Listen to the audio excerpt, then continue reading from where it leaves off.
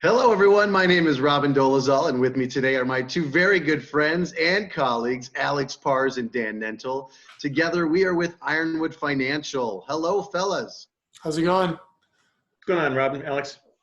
Folks, if you missed any of our other discussions or videos, you can find them here on our Facebook page or our website, ironwoodfinancial.com. Because we aren't live today, if you have questions, don't hesitate to email us. We will get back to those questions via email, or we'll address those questions on our Monday coverage. Yesterday, we did talk about a few types of likely economic recoveries. We talked about the V-shape, which I think we all agreed would be more likely a U-shape recovery. We also discussed Alex's anteater recovery, which looked a little like a W with less steep of an incline at the end. Again, if you missed that, you can find that video on our video library here on Facebook or our website.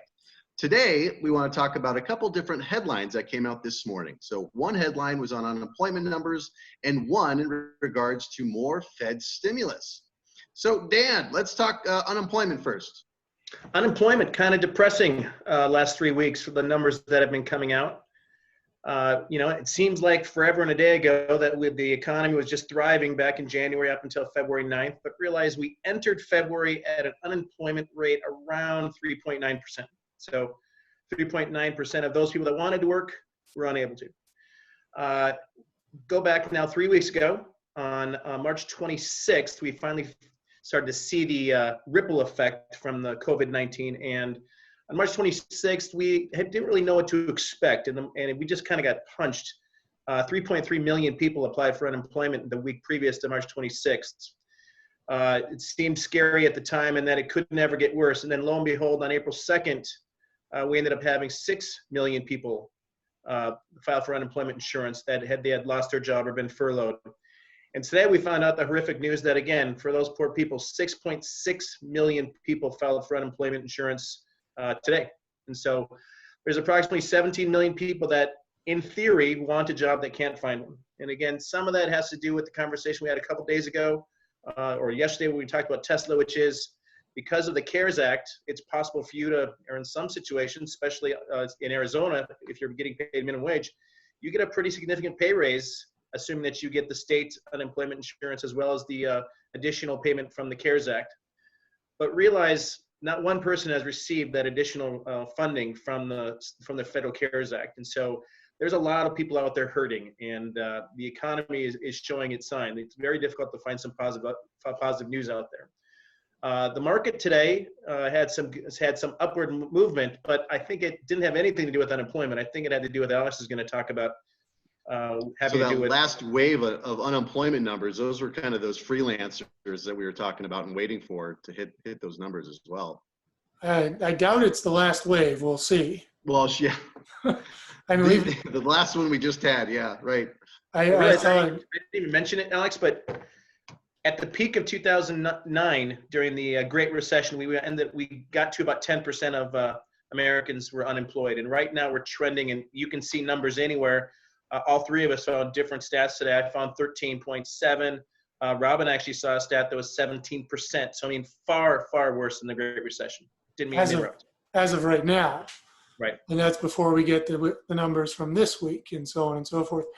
One thing I saw, and this is just anecdotal, but it said that there was 70 people per second calling into one of these state unemployment places trying to file unemployment benefits. And I keep seeing things where the websites are crashing. So it's possible the number was higher than that. We just didn't have the capacity to process that many unemployment claims each week. Maybe this is kind of like the testing caps that we have with COVID, but the amount of unemployment we can process is limited to 6 million a week or so. It's very similar to, remember when the Affordable Care Act came rolling out and you just couldn't get on. Very similar. Yep. So Alex, it looks like the Fed found another arrow. No, they didn't find an arrow. They came up with a new one. So basically, this is kind of a fun little picture a friend of mine sent to me. Helicopter money. So the concept is the Fed has done everything they could possibly do, and then they came up with something new. And then they came up with something new, and then they've come up with something new once again. And it's really a big question of, okay, can we really print our way out of this by just dumping money onto the economy. And what they did today specifically was, if you look at the numbers, they basically took the numbers from the CARES Act, the money that the Treasury had allocated to prop up small businesses, medium businesses, and distressed assets, and they applied their magic multiplier to it. So they had $75 billion that was to do the Main Street lending program. That's what Congress approved. And the Fed said, we're going to make that 600 billion. Poof, now it's 600 billion. They said, the Congress said, here's 35 billion to prop up muni bonds. And the Fed said, let's make that 500 billion. And the Congress said, here's 85 billion. And the Fed said, let's make that 850 billion for the TALF program, which is the Troubled Asset Relief Program, basically. And that one's the most important one, and was a lot of the market moves today were based on that particular move. So what we saw today was the Fed continuing to prop up bonds of all different sorts. So the Main Street lending program, you got to remember, all of these are loans. None of these are, here company, here's money. Add that to your bottom line. It's the Fed's ability to make loans. So there's going to be a bit of a translation error between this money and profits. This is, again, just because your company took on more loans doesn't mean it's more profitable. And we saw that today with Nordstrom as an example. Nordstrom yesterday said, hey, we basically don't know if we're going to be able to survive. Today they said, hey, we just borrowed 400 billion at 10%. And their stock went up a bunch. Why? Not because they're going to be profitable, but because there's a better chance they won't go out of business. And that's what happened today across many different programs with the bonds. The Fed, first and foremost, said, once again, we're going to securitize the PPP lending and basically make it so that doesn't run out of money. The Main Street lending, that's companies up to 10,000 employees, $2.5 billion of revenue. So small companies, maybe a little bit of mid-sized companies. Muni bonds, that's pretty self-explanatory. That's propping up the municipalities, making sure that we don't see water companies go out of business because you don't have to pay your utility bill right now. And then, again, for our customers and our clients, the most important part was they propped up the bond market, the corporate bond market, even further today. So a week or so ago, they said, we're going to go out and we're going to buy not just the highest credit quality bonds, we're going to buy the second highest credit quality bonds, and we're going to make sure that there's no liquidity crisis. The Fed became a direct buyer of both bonds and the ETFs that hold them. One of the worries we had, and we saw this in the pricing of those, was, well, what about downgrades? Ford just got downgraded from a high quality company to a low quality company. How do we protect our clients from that if inside of those ETFs, they now have to sell that bond because it doesn't fit with their investment mandate? And the answer just got given to us today, which is you don't need to protect from that because the Fed's going to do it. They said, they call them fallen angels. So they said they're going to be able to buy directly fallen angels for whatever price they want to pay. So the free market might say that's only worth 75 bucks now. The Fed could say, I'll give you 100. And what are they going to do? They'll give them 100. They'll take it. And so they've just propped up our corporate bonds even further. Specifically, and I want to make this clear, the Fed has said they're buying ETFs and high quality bonds, not mutual funds. There's no protection that I have seen directly pertaining to mutual fund bond funds. And we've talked about that a bit in the past. So those are still potentially concerning if people have a run on the bank, if you will. The next part is, and this is what's truly odd with what the Fed did today, is they said, again, we can buy those fallen angels, which are technically junk bonds. And then we can sort of buy some other junk bonds, and we can buy junk bond ETFs. Okay, so they are going to prop up the prices. And you'll notice your junk bond ETFs went up a bunch today, and then they went down a little bit, and they settled with sort of up. Why? Because the Fed said, we're going to buy them, so there won't be a run on the bank, but they didn't say they'd buy the underlying holdings yet. However, it's a great step in the right direction towards propping those up and making those safer. I can't say for certainty that they're going to make the next step and that those are out of the woods completely. But again, it's given more confidence to the market and to, junk bond holders. I'll tease Dan because remember we were talking about bonds last week, and he thought that he thought it was a fascinating topic to be talking about bonds. But it is interesting that the bond mutual funds aren't going to get any help out of that. So not directly that I've seen. Now that next week the Fed could come out and say we're buying stocks. Who knows? Yeah. I mean, this is so unprecedented, so unknown. People are asking what's going on with the stock market. Why is it going up? And one article I read, it was actually put it relatively interestingly. They said people understand that the Fed is throwing money at this, and they like it. The stock market likes that. What people can't comprehend right now is the extent of the economic damage that is currently happening and may happen in the future. And so they expect to see that get priced in sometime in the future. Will that happen? Who knows? Today, the market started to go down, and then the Fed dumped another 2.2 trillion. I use the example of this. The economy is like a house on fire. I think we can all agree that, this is burning down around our ears right now. So we ran outside, and now people are jumping in, running into that burning house and picking up bargains. Is the house going to collapse on them or not? I don't know. What we're going to do is we're going to sit and pick up bargains that have fallen on the lawn. Right. Maybe they're not as good a bargain.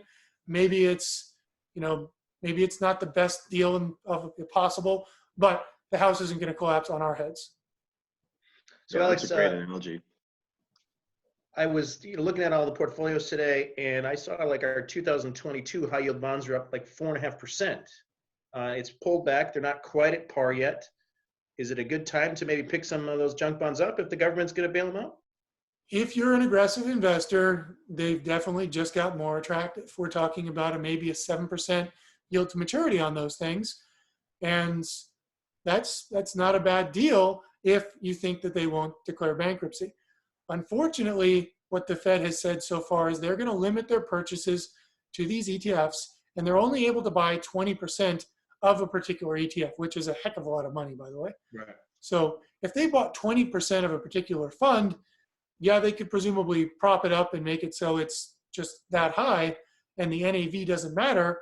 So if you got a bunch of defaults interior-wise, maybe it doesn't make a difference. Again, they still haven't directly committed to buying junk bonds, just this particular vehicle that holds them. Another question for you, and I've asked this before, even on videos, and that is, so we added how much to the 3.3 trillion today? Of unemployment? Right? I think about 6.8. So what's the total? What are we at, about 13 trillion that they've thrown at this coronavirus recession? I'm sorry, I misunderstood that. I thought you were talking about unemployment. Yes, in terms of stimulus, we added 2.2 trillion today. We had 2.2 trillion the other day. We had another unlimited number. I mean, there's a few of those. I mean, some of the press releases today from the Fed say, whatever else we feel like buying, up to however much we want to buy, basically. So the Fed has come out all guns blazing once again to protect the bond market. But so my question comes back to this. So we're at 14 digits worth of stimulus, $10 trillion. So that's actually even closer to 17.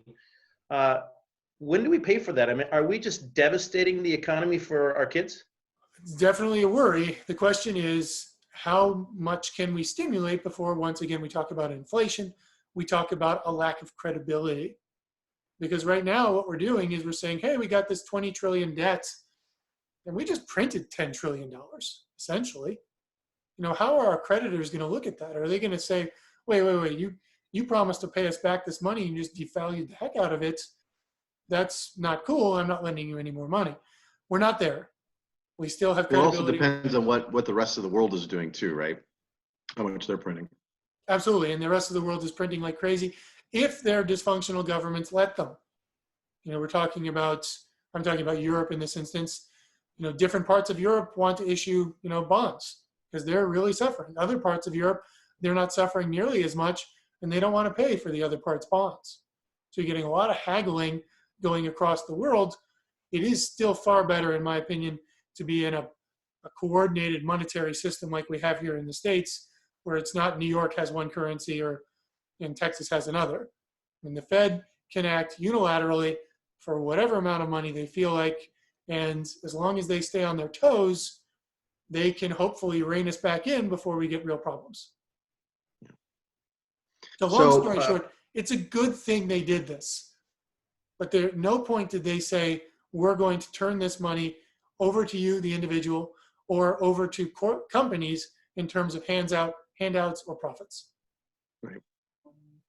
So interesting topic today. Next week, we may or may not get guidance from companies. It sounds like they're just like, we don't even know now what it's going to look like next quarter. Yeah. Another example I thought of earlier today was you're looking at buying a rental house. It's $500,000. How much can you rent it for? That information is completely unknown. Do you want to buy that house? Could be the best deal ever, could be the worst deal ever. That's kind of what the stock market looks like right now. So again, diving in heavy with this sort of uncertainty is very, very dangerous. It may be the right thing to do, the best thing to do, but if someone tells you they know where this economy is going and what the next shoe is to drop, they must have a great crystal ball. Yeah. It's the uncertainty word that we keep using over and over, but it just floors me that every company that was supposed to announce their guidance for quarterly earnings just said, who knows? We'll figure it out. They just, they're just retracting guidance. They're not changing it or downgrading it. Just, no, we don't know. Unbelievable. Yeah. Hey, all right. Well, guys, I appreciate your time this week. We had a lot of great conversations. It's going to be nice to have a little bit of an Easter weekend break. And I'm not sure what we're going to talk about Monday, but we will definitely talk about something. And if you folks, I'm sorry we missed you on the live video. So if you have questions, please don't hesitate to reach out to us via email. We will either get back to you via email or we'll wait and address those questions here on the video on Monday. If you are not a client and obviously you have concerns, please don't hesitate to reach out. You can find us at ironwoodfinancial.com or reach us toll free at 888-271-4646. Dan, you look like you're going to need a hair tie here soon. Going for a man bun. Those are in. Hey, have a great Easter, you two. You take care. You too, bud.